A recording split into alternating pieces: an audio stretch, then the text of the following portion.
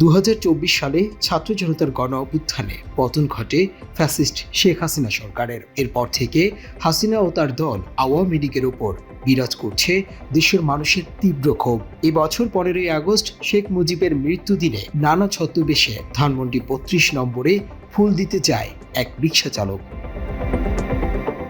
তবে রিকশা চালক পরিচয়ে গেলেও তিনি মূলত একজন আওয়ামী কর্মী বলে মনে করছেন অনেকেই। ধানমন্ডি 32-এ যাওয়ার পর সেখান থেকে তাকে আটক করে পুলিশ, আর এটিকে ফুলিয়ে ফাঁপিয়ে খবর প্রচার করেছে প্রথম আলো। তাদের খবরে বলা হয় জুলাইয়ের একটি হত্যা মামলায় আসামি হিসেবে গ্রেপ্তার করা হয়েছে ওই রিকশা চালককে।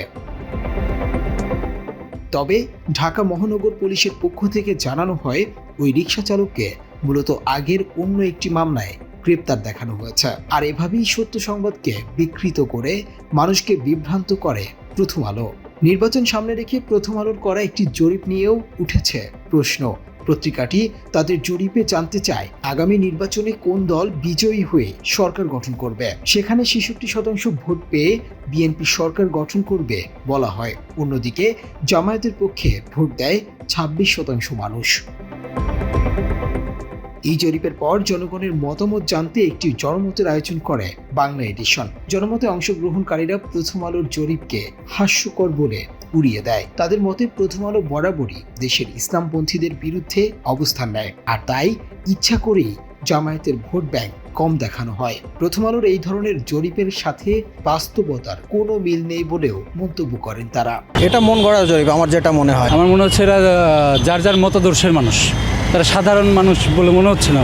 ধর্ম অবমাননার দায়ে বাউল আবুল সরকারকে গ্রেপ্তার করেছে পুলিশ। 4 অক্টোবর মানিকগঞ্জের ঘিওর উপজেলায় এক সঙ্গীত অনুষ্ঠানে বাউল শিল্পী আবুল সরকার ইসলাম ও আল্লাহকে নিয়ে কটূক্তি করেন। একই সাথে কোরআন নিয়েও বিতর্কিত মন্তব্য করেন। আল্লাহ এক মুখে যে এত কথা কয়, আল্লাহর মুখ কয়টা?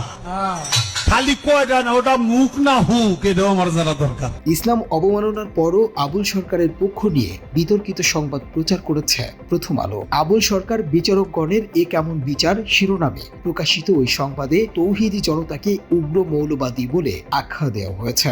এছাড়া আবুল সরকারের গ্রেপ্তারকে অবৈধ প্রমাণের প্রাণপণ চেষ্টাও করা হয়েছে সেখানে। তবে শুধু এবারই নয়, এর আগেও ইসলাম ধর্মকে আঘাত করে একের পর এক প্রতিবেদন প্রকাশ করেছে পত্রিকাটি। ইসলামের সাথে প্রথম আলোর কিসের এত শত্রুতা তা নিয়ে প্রশ্ন তুলেছেন অনেকেই। সম্প্রতি চট্টগ্রামের সন্দ্বীপে আয়োজিত কেরাত প্রতিযোগিতায় ইরান, মিশর, ফিলিপাইন ও পাকিস্তান সহ বিভিন্ন দেশের অতিথি ও প্রতিযোগীরা অংশ নিয়েছে। এ সময় বিভিন্ন দেশ থেকে উপস্থিত প্রতিযোগীরা মঞ্চে উঠলে দেশভিত্তিক স্লোগানের মাধ্যমে তাদের অভ্যর্থনা জানানো হয়। তবে ওই অনুষ্ঠানের শুধু পাকিস্তান জিন্দাবাদ স্লোগানটি কাটছাট করে একটি বিতর্কিত সংবাদ প্রচার করেছে দেশের শীর্ষস্থানীয় পত্রিকা প্রথম আলো। সংবাদটি প্রচারের পর দেশ জুড়ে সৃষ্টি হয়েছে সমালোচনা। প্রথম আলোর সংবাদে বিতর্কিত হওয়া কারি ইমদাদ ওই ঘটনায় নিন্দা জানিয়েছেন। তিনি জানান, মাইকে আলোচনা ও কুরআন তেলাওয়াত করার সময় বিদেশি কারিগররা মঞ্চে উঠলে তিনি প্রত্যেক দেশের নাম ধরে স্লোগান দিয়ে অভ্যর্থনা জানিয়েছেন। সেই স্লোগান থেকে উদ্দেশ্য প্রণোদিতভাবে শুধু পাকিস্তান জিন্দাবাদ অংশটুকু কাটছাট করে পুরো আয়োজনকে বিতর্কিত করেছে প্রথম আলো। 5টি দেশ থেকে যেই সমস্ত কারি সাহেবগণ এসেছিলেন তাদের সবাইকে বরণ করে নেওয়ার জন্য আমি প্রত্যেকটি দেশের নাম উচ্চারণ করি। নারায়ে তাকবীর, আল্লাহু আকবার। ইরান জিন্দাবাদ জিন্দাবাদ, মিশর জিন্দাবাদ, পাকিস্তান জিন্দাবাদ, বাংলাদেশ জিন্দাবাদ। গত বছর ধর্ম অবমাননার অভিযোগে লালমনিরহাটে এক নাপিত ও তার বাবাকে পুলিশে দেয় স্থানীয় কিছু বাসিন্দা। এই বিষয়টি নিয়ে প্রতিবেদন প্রকাশ করে প্রথম আলো। তবে এটি নিয়েও বানোয়াট সংবাদ উপস্থাপন করে পত্রিকাটি। সেখানে বলা হয় মিথ্যা অভিযোগে সেই নাপিত ও তার পিতাকে গ্রেপ্তার করা হয়েছে। অথচ বাংলা এডিশনের অনুসন্ধানে দেখা গেছে অভিযুক্তরা ইসকনের সদস্য। তারা দীর্ঘদিন ধরে মুসলিম সম্প্রদায়ের মাঝে বিভ্রান্তিকর তথ্য ছড়াতেন, এমনকি চুল কাটতে যাওয়া শিশুদেরও বিভ্রান্ত করতেন। এছাড়া মাদারীপুরে শিরক আখ্যা দিয়ে একটি শতবর্ষী গাছ কেটে ফেলা হয়েছে এমন প্রতিবেদনও প্রকাশ করেছিল পত্রিকাটি। তবে পরে জানা যায় শিরকের কারণে নয়, বরং ব্যক্তিগত জমিতে বাড়ি তৈরির জন্যই জমির মালিক সেই বটগাছটি কেটেছিলেন। গত বছর ঈদ শুভেচ্ছা কার্টুনে ঈদ মোবারক লেখার পাশে কুকুরের ছবি ব্যবহার করে ধর্মীয় অনুভূতিতে আঘাতের অভিযোগে দৈনিক প্রথম আলোর সম্পাদক, প্রকাশক ও গ্রাফিক্স ডিজাইনারের বিরুদ্ধে মামলা করা হয়েছিল। অভিযোগে বলা হয়, গত 30 মার্চ প্রথম আলো পত্রিকার প্রথম পাতার দ্বিতীয়, তৃতীয় ও চতুর্থ কলামের হেডলাইনে ঈদ মোবারক শিরোনামে একটি ব্যঙ্গাত্মক কার্টুন প্রকাশ করে, যা কুকুরের ছবি সংকলিত। এতে ইসলাম ধর্মের পবিত্র উৎসবকে অবমাননা করা হয়েছে। তবে এ নিয়ে করা মামলা এখনো এগোয়নি। রাষ্ট্রের অদৃশ্য শক্তির বলে একের পর এক শুনানির তারিখ পিছিয়ে দিচ্ছেন বিচারক। সবশেষ গত 1 জানুয়ারিও শুনানির তারিখ পেছানো হয়েছে। 17 সেপ্টেম্বর 2007 তারিখে প্রকাশিত প্রথম আলোর কৌতুক ম্যাগাজিন আলপিনের 431তম সংখ্যায় স্থান পাওয়া একটি কার্টুন নিয়ে বাংলাদেশের সমালোচনার ঝড় ওঠে। কার্টুনটিতে একটি পূর্ণবয়স্ক মানুষের সঙ্গে একজন বালকের সংলাপে বালকটি নবী মুহাম্মদ সাল্লাল্লাহু আলাইহি ওয়াসাল্লামের নাম নিয়েও একটি কৌতুক করে। মাত্র 30% টাকায় জমির মালিক হয়ে নতুন বাংলাদেশের গড়ে তোলার স্বপ্ন দেখা বাংলা বসতি। 20 বছর বয়সী কার্টুনিস্ট আরিফুর রহমানের আঁকা কার্টুনটির বিষয়বস্তু একজন বয়স্ক মানুষের সঙ্গে বিড়াল হাতে এক বালকের আলাপচারিতা।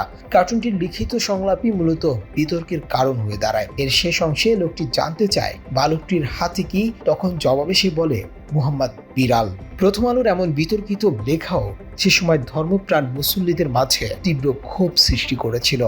বিএনপির ভাবমূর্তি ক্ষুণ্ণ করার চেষ্টার অভিযোগ অনেক পুরনো প্রথম আলোর বিরুদ্ধে। 2001 থেকে 2006 সাল পর্যন্ত বিএনপির বিরুদ্ধে প্রায় 1000-এর বেশি দুর্নীতির খবর ছাপে পত্রিকাটি। এর মধ্যে 338টি ছিল প্রধান শিরোনাম। বিএনপিকে নিয়ে প্রথম আলোর প্রকাশিত বেশিরভাগ খবরই ছিল ভুয়া এবং মন গড়া। পরবর্তীতে আইনিভাবে এসব অভিযোগের সত্যতা পাওয়া যায়নি। বিএনপির চরিত্র হরণে বিশেষ সম্পাদকীয় নীতি অনুসরণের অভিযোগও রয়েছে প্রথম আলোর বিরুদ্ধে। 2005 সালে বিএনপিকে নিয়ে একটি দুর্নীতির খবর ছাপে প্রথম আলো। এর শিরোনাম করা হয় পদে পদে দুর্নীতি, ফাইবার কেবল স্থাপন অনিশ্চিত, দোষী ব্যক্তিদের রক্ষা করতে পুনর্দরপত্র। ওই প্রতিবেদনে দাবি করা হয় দুর্নীতির কারণে ফাইবার কেবল স্থাপন করা সম্ভব হচ্ছে না। তবে বিষয়টি নিয়ে দুর্নীতি দমন কমিশনের তদন্তে দেখা যায় কোনো দুর্নীতি হয়নি, বরং দেশের স্বার্থ রক্ষার জন্য পুনর্দরপত্র ডাকা হয়েছিল। এই ভুল সংবাদ ছাপার জন্য দুঃখ প্রকাশ করেনি প্রথম আলো। 2005 সালে আরও একটি দুর্নীতির প্রতিবেদন প্রকাশ করে প্রথম আলো।